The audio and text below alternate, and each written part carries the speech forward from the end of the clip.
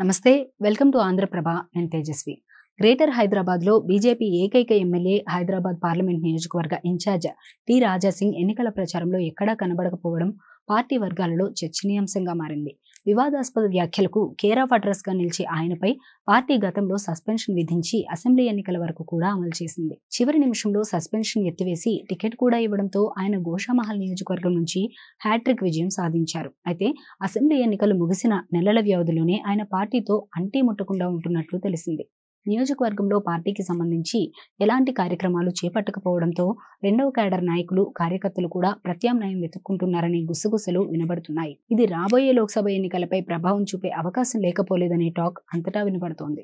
రాజాసింగ్ మూడోసారి ఎమ్మెల్యేగా గెలిచిన అనంతరం పార్టీ కార్యక్రమాలకు దూరంగా ఉంటున్నారు. పలు రకాల కారణాలతో ఆయనకు బీజేపీ శాసనసభ ఫ్లోర్ లీడర్గా అవకాశం ఇవ్వకుండా కొత్తగా ఎన్నికైన ఎమ్మెల్యేకు ఆ బాధ్యతలు అప్పగించడంతో రాజాసింగ్ గుర్రుగా ఉన్నారని తెలిసింది.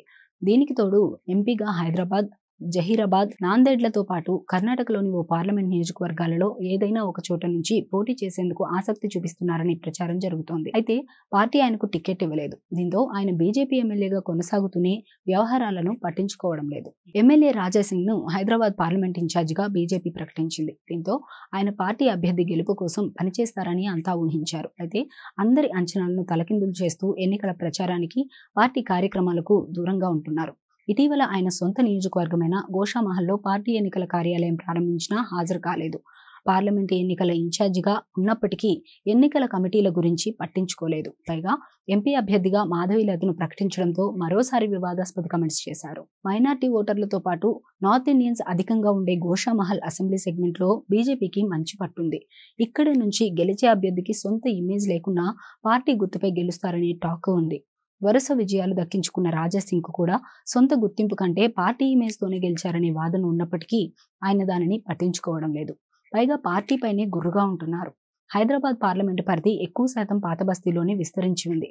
ఒక్క గోషామహల్ మినహా ఇతర అన్ని అసెంబ్లీ నియోజకవర్గాల్లో ఎంఐఎం ఎమ్మెల్యేలు ఉన్నారు. ఇక బీజేపీ ఎంపీ అభ్యర్థి మాధవీలత అదృష్టాన్ని పరీక్షించుకుంటోంది. ఎంపీగా గెలుపు, ఓటములతో సంబంధం లేకుండా ఆమె తదుపరి టార్గెట్ గోషామహల్ నియోజకవర్గం అనే ప్రచారం జరుగుతోంది. దీంతో మరో 5 ఏళ్ల తర్వాత జరిగే అసెంబ్లీ ఎన్నికలలో పార్టీ తనను పక్కన పెట్టి మాధవీలతకు టికెట్ ఇచ్చే అవకాశం ఉందని ముందే పసిగట్టిన రాజాసింగ్ ఆమె గెలుపునకు పనిచేయడం లేదని సమాచారం. బీజేపీ రాష్ట్ర నాయకత్వం సంగతి పక్కన పెడితే పార్టీ జాతీయ అధ్యక్షుడు, ప్రధాని, ఇతర ప్రముఖ నాయకులు హాజరయ్యే సభలు, సమావేశాలకు కూడా ఆయన డుమ్మా కొడుతున్నారు.